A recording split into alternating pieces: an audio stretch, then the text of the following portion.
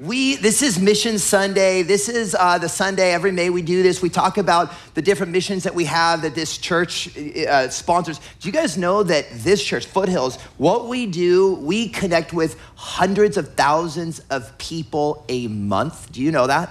Hundreds of thousands of people every month through our missions. And we want to tell you about it, talk to you about it, and see to what extent we want to engage more during this next year. Yep. I just want to say, first off, may the 4th be with you.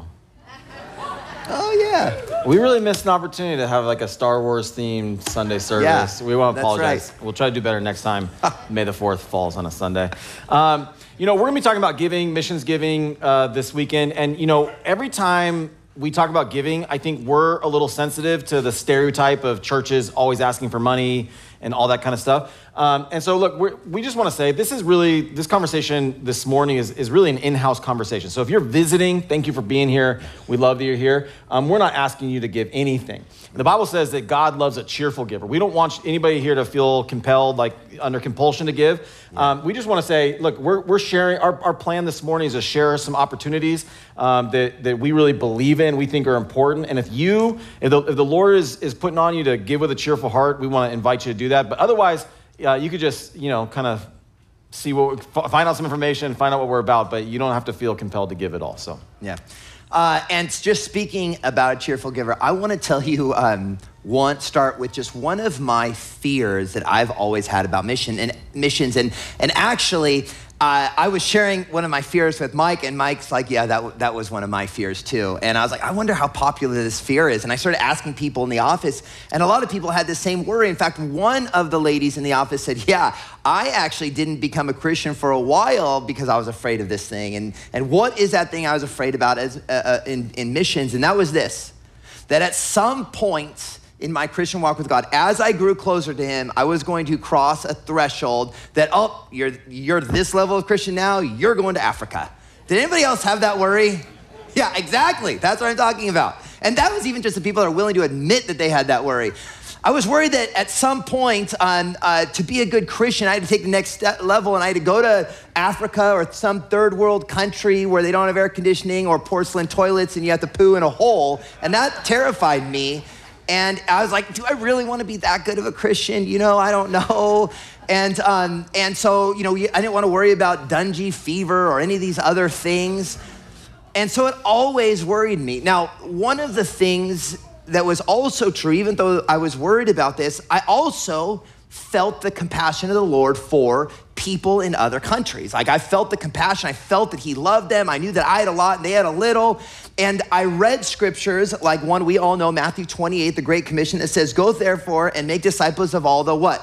Nations. We all know that, of all the nations. And I knew that the Lord had this just great love for the people in all the nations. And I wanted to be a part of God's commission.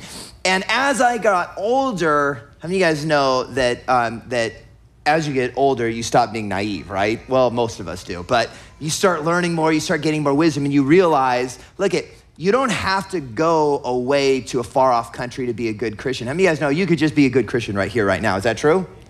And I learned something about missions through all of this, and it is the title of my first part. It's a powerful truth about missions, and it's this: you go when you give. Do you hear that? I mean, you may not go out and find yourself in Rwanda, but you get to partner with missions because you go when you give. You may never jump on a plane. You may never even own a passport. You may never preach through a translator in some jungle village or walk down the dusty streets of a third world country. But when you give, you go. It's how it works. Isn't that neat? We get to be part of this whole thing. Why is it you go when you give? Because you go because generosity travels. Say generosity. Generosity travels. And that's the truth. It travels across borders. Generosity travels across language barriers. It travels across oceans. God cares a lot for the people of this world.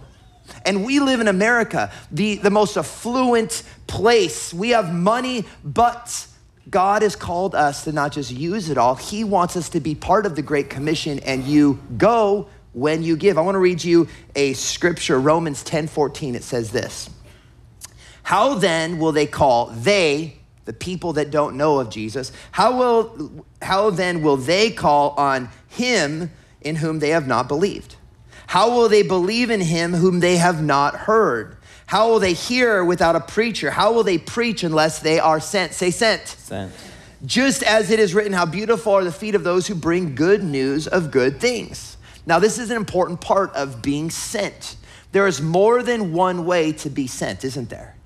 For some people, it means getting on a plane or driving across borders and going to some area that there's need, being boots on the ground. One of my closest friends, my best friends in my young adult years, his name's Matt Condon. He right now is a missionary in Papua New Guinea. We have one of the missionaries that this church supports right here is with us, Becky Bless. She's in here somewhere. And I'm gonna tell you about something. You know what, let's give it up. Becky, where are you? She might be out at the table. She's gonna be out at the table after service. I'll let it a little bit know.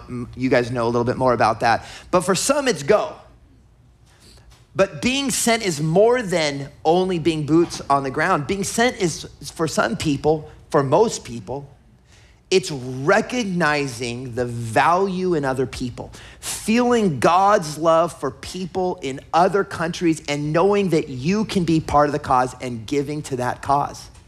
That is another part of being sent. It's true that there is no missions without someone going. That's true, right? But just as true, there is no going without someone giving. We're just as much a part of this. It's a partnership. Let me paint a picture. There's some kids in a rural village out in Kenya, and they got a hard life. We know they have a hard life. Their home life is difficult. There's instability. They have dread about the future. They just feel like they're burdens to everyone around them. And because of this, they're just filled with hopelessness and anxiety and worry and all of the things that come. And they turn to alcoholism. What I'm saying is absolutely true to a lot of these villages out there. But not all kids get stuck in that same lifestyle because they go to school. Most of them will drop out by 8th grade, but they go to school. And in some of these kids' schools, there's this team of Christians. In many of these schools, there's this team of Christians in bright green shirts that say Youth Venture East Africa that show up once a week to their school. And those teachers, they give them food, they give them candy, they give them games, and they teach them about Jesus, and they give them a Bible. And because that team of Christians are there, so many of these kids in these villages have changed their mind. Dread is no longer a part of them. Their future doesn't look bleak. They know that they have the help and the comfort and the peace of Jesus inside their heart. They've given their lives to the Lord, and there has been an incredible change. But can I tell you something about those people? That happened because people in this church saw the vision and decided to be sent. They couldn't go with their feet, but they could go with their pockets. And they became part of the mission. That's people here. Listen, these clubs that we have that we'll explain a little bit more inside of Kenya and East Africa, these kids were praying for a miracle. These kids needed something. But the miracle, this is the point, the miracle did not start in Kenya. It started here in one of these seats in the heart of someone who felt the call. And even though they couldn't go, they became a part of it and they gave their money. It's a partnership that happens. This is what Paul says. He says in Philippians 1:3-5, he says, I thank my God in all remembrance of you, always offering prayers with joy in my every prayer for you all. In view of your, here it is, participation. Say participation. Participation. In the gospel from the first day until now. Paul thanks them for their participation. That's the key. See, they're more than just donors. They're more than bystanders. When we give, we're in the trenches with these guys. We are gospel partners with them. You know, you may say, I'm never going to be a part of a mission. Like, I'll never go to the missions. And you know what? I've been to the missions, but I don't think that God is calling me at some time in my life to quit here and go there either. But I can be part of them because I go when I give. I always think about this. In heaven, we're all going to heaven. I mean, I hope we're all going to heaven someday. And when we get there, it's very likely that we can have someone walk up to us and say, thank you. You don't know me. You've never been to my country. You've never been to my village. But you gave. And because you gave, a man did come to my village. And he told me about Jesus. And I'm here because when you gave to me. Because that is the legacy of mission giving. You guys want to go farther than your feet will take you? It's not that hard. You go when you give. I think that's right. And the whole concept of missions really is foundational to the Christian DNA. Like it's from the very beginning. When the church first started, they first started sending out missionaries. That was from the beginning. You read the stories of the early church. The whole book of Acts is filled with missionary journeys. In fact, the Acts and the epistles tell a lot about Paul's 4 missionary journeys where he went out and he was starting churches and sharing the gospel and church planting. And not only is the whole foundation of the church built on missions, but actually right there at the beginning, we have missions giving is right there in the beginning too. On Paul's second missionary journey, he founded the very first church in an area of Europe called Macedonia. So the first church in Europe was the church of Philippi. Philippi is in Macedonia. And Paul established the church there. And then in his letter to the Philippians in chapter 4, he says this about them. I rejoice in the Lord greatly that now at length you have revived your concern for me. You were indeed concerned for me, but you had no opportunity. Not that I'm speaking of being in need, for I have learned in every situation I'm to be content. I know how to be brought low, and I know how to abound. In any and every circumstance, I have learned the secret of facing plenty and hunger, abundance and need. I can do all things through Christ who strengthens me. So Paul learned early on what most missionaries have to learn in their lives is how to be content with a lot of support and how to be content with just a little bit of support. So Paul's saying, for my part, I've learned no matter what the circumstances are, no matter what the situation is, I've learned to be content in whatever it is the Lord provides for me in the calling he's given me. And we know from the scriptures that Paul's a tent maker and that many times he was bivocational and he would go a place and he would work his day job and then do ministry at night. But there's other times when he had enough support from the church where he could just focus on building the church. He goes on to say, yet it was kind of you to share my trouble. And you Philippians yourselves know that in the beginning of the gospel, when I left Macedonia, no church entered into partnership with me in giving and receiving, except for you only. Even in Thessalonica, you sent me for my needs once and again. And then he says this, not that I seek the gift, but I seek the fruit that increases to your credit. Paul's saying, the best part about this for me was not even the money. It wasn't even the help and the support. It wasn't even the ministry I was able to do. What is the best part of your giving was the fruit that's going to be credited to your account. Now, that's kind of a weird way of thinking about things, that somehow, God in heaven is keeping an account and he's keeping track. He's got some kind of profit and loss report and he's noting when people are generous and when they give, and he's noting the fruit that comes from on their account. And Paul's saying, I'm so blessed that my favorite thing about your generosity and your giving is what is going to happen for you in your life. You're going to say, I've received full payment and more than I'm well supplied. Having received from Epaphroditus the gifts you sent, those gifts were a fragrant offering, a sacrifice acceptable and pleasing to God, and my God will supply every need of yours according to his riches in glory in Christ Jesus. Now, what's really amazing about this fragrant offering, this generous gift that the Philippians gave to Paul multiple times in his ministry, is we find out later on what was going on in the Philippian church during this time. In 2 Corinthians chapter 8, Paul actually is using the Philippian church as an example. So remember, Philippi is in Macedonia, so he's going to talk about the Macedonian church, but he means the Philippians. And so he's using them as an example to the Corinthians. He's saying, hey, you guys are a very wealthy church. I want to encourage you to be generous. And here's what he says. And now, brothers and sisters, we want you to know about the grace that God has given to the Macedonian churches. In the midst of a very severe trial, their overflowing joy and their extreme poverty welled up in rich generosity. He's saying what's going on as the Philippians are taking this offering and they're giving is that they were going through a severe trial and extreme poverty. So you think about, sometimes when we think about giving, we think about, okay, when I have enough extra money just sitting around there and I have got, really no need for it. I'm just wondering, how am I going to spend all my money? Maybe I'll send that and be generous with that and send that off to the mission field. That's not what was going on with the Philippians. The Philippians had extreme need, extreme poverty, and yet they said, we want, you listen to this, it gets so crazy. He says, for I testify that they gave as much as they were able and even beyond their ability, entirely on their own. They urgently pleaded with us for the privilege of sharing in this service to the Lord's people. And they exceeded our expectations. They gave themselves first of all to the Lord and then by the will of God also to us. They were begging the Apostle Paul. Paul saying, look, to keep your money, you guys need it. You guys are in a terrible, you guys are going through a terrible time. And they said, no, please, Paul, please let us be generous. Please let us give.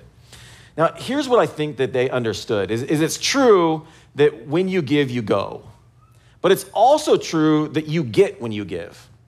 Now, even saying that makes me feel a little uncomfortable because it sounds kind of prosperity gospel-ish, and there's lots of people, lots of churches in America today that will kind of preach to you that, if you give $10, God's going to give you back $100. If you sow, and look, that's not what God is into, okay? God is not interested in feeding your selfish desires or your love for money. The Bible says the love of money is the root of all evil.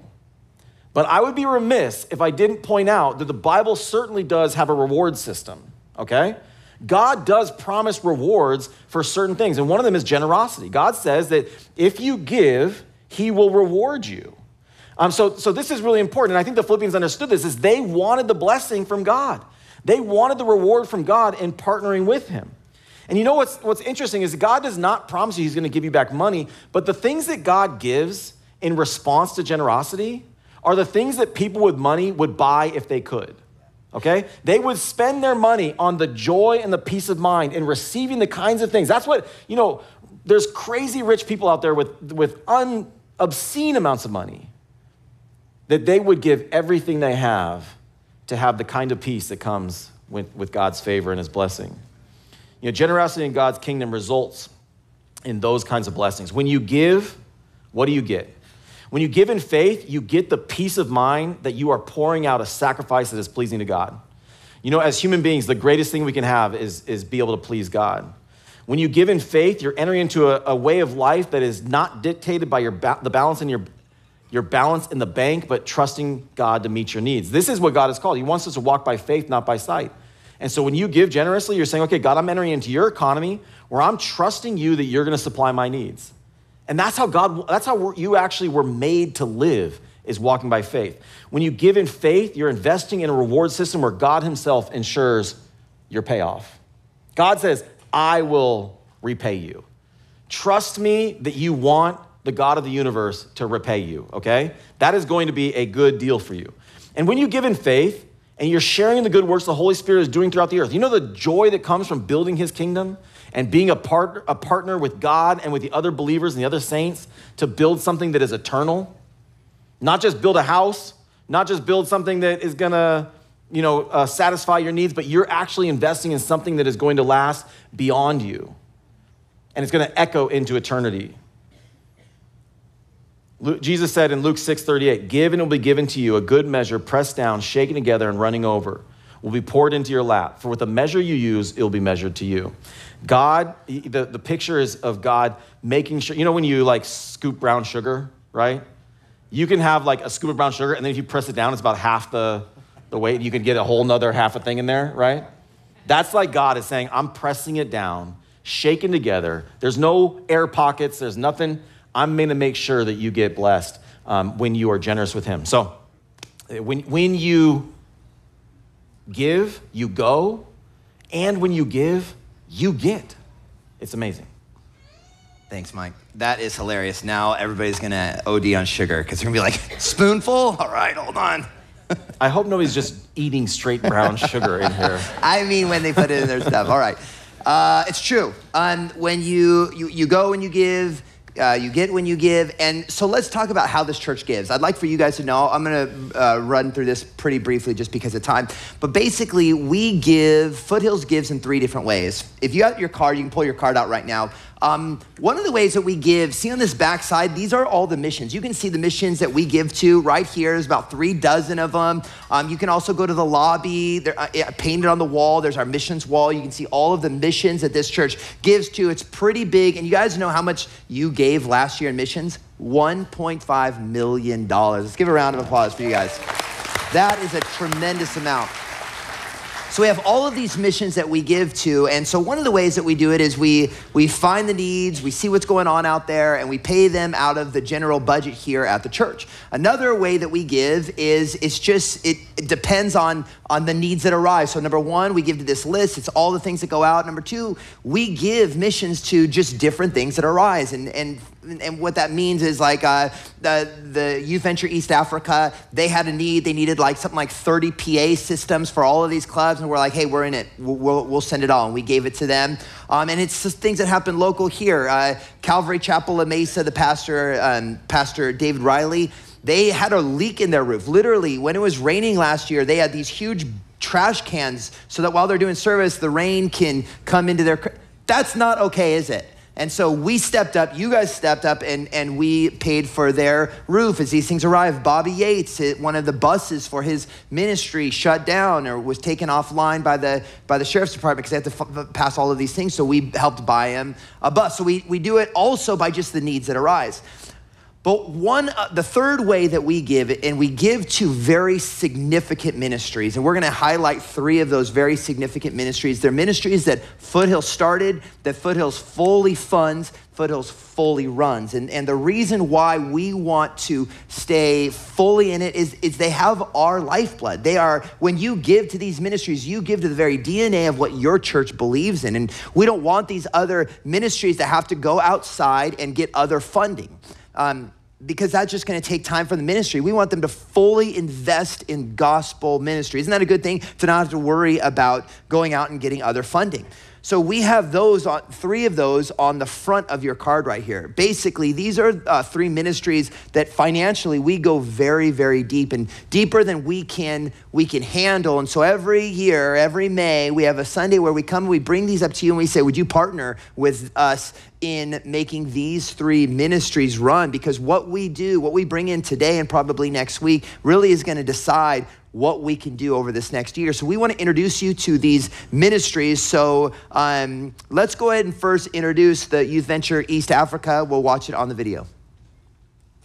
Over 20 years ago, in a small agricultural town in Western Kenya, one pastor heard a message on the importance of youth by our very own pastor, Mark Hoffman.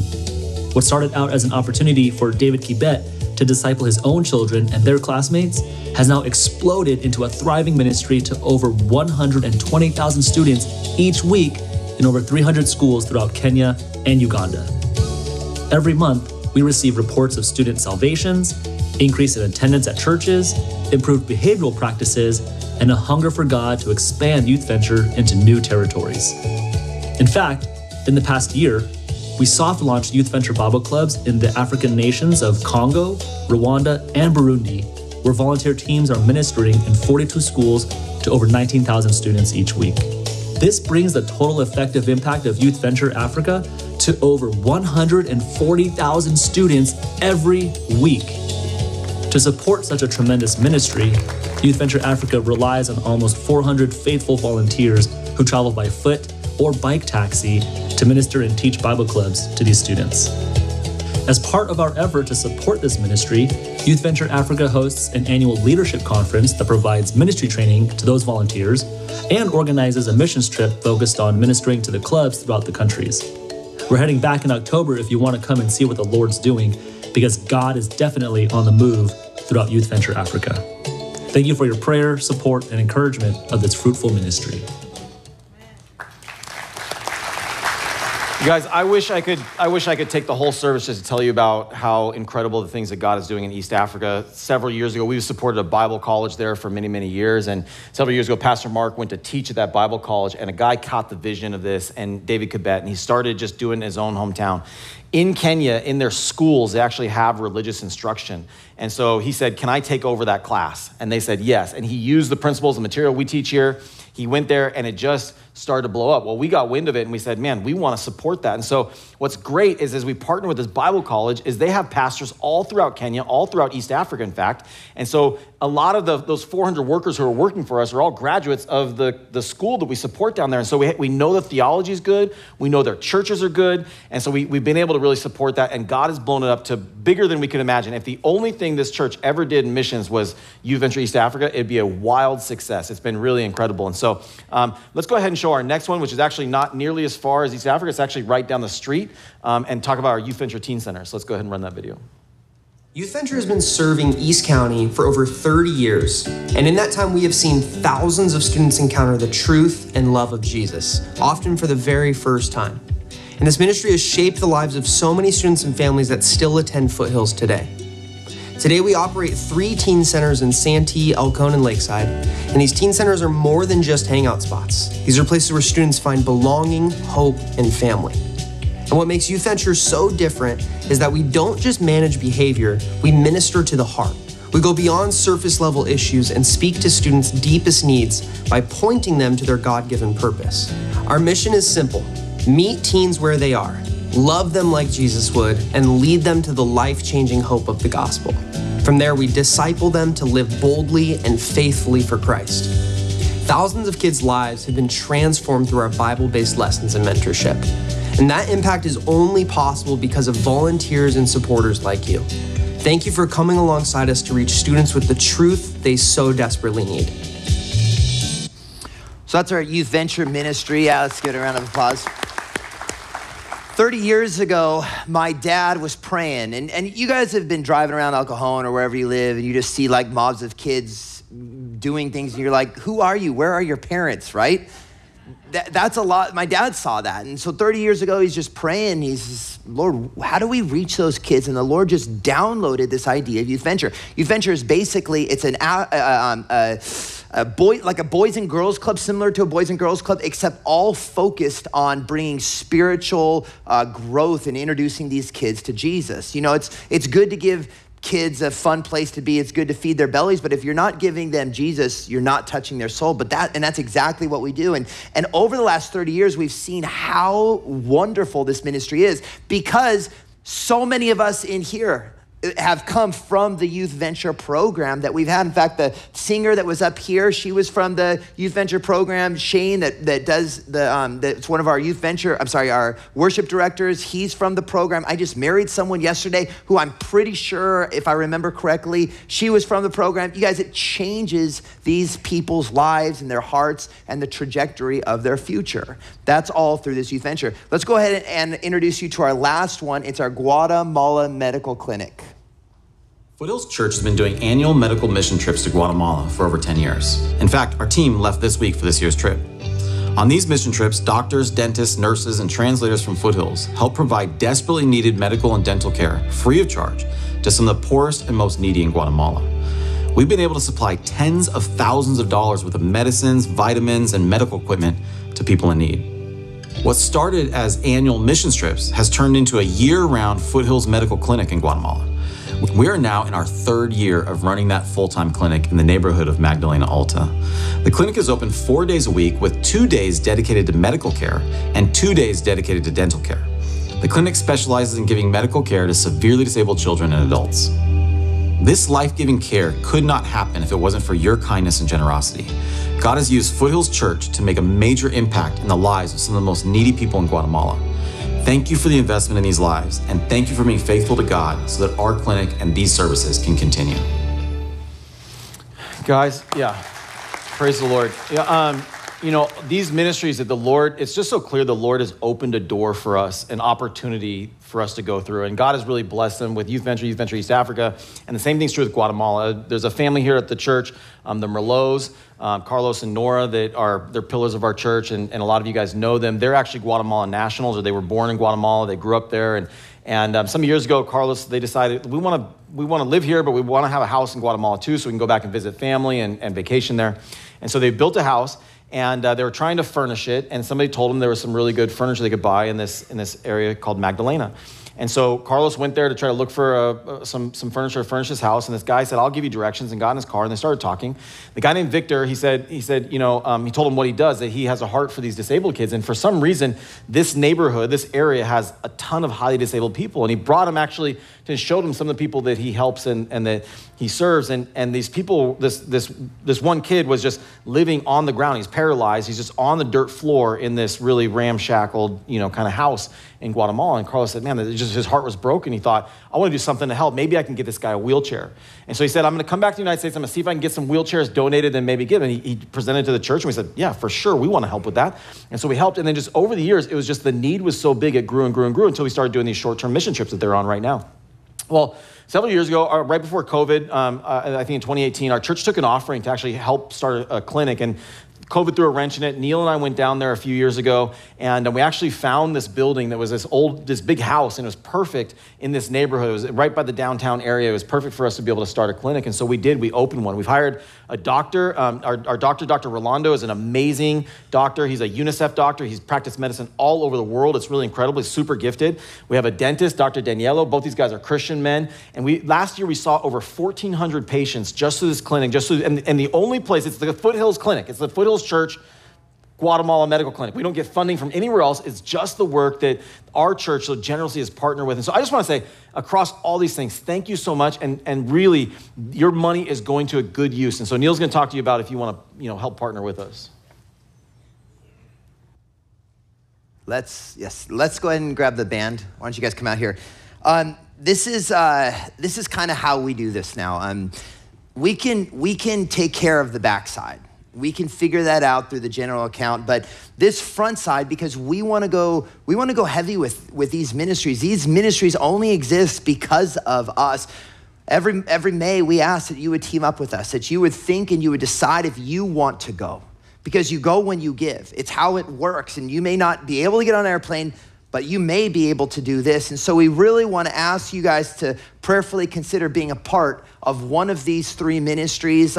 You can give, we're asking, you can give a one-time gift. That's great, that's wonderful. We're really hoping that maybe you'll do monthly gifts. And we just have a number on there, 30. 30 might be too high for you, then do 10. Or 30 might be too low for you, do 300, I don't care. Or 3,000 if you're, I'm just kidding. But really what we're doing is we're hoping that you guys would team up with us and that we could do more in all three of these ministries this year than we did last year. So I want you to go ahead and look.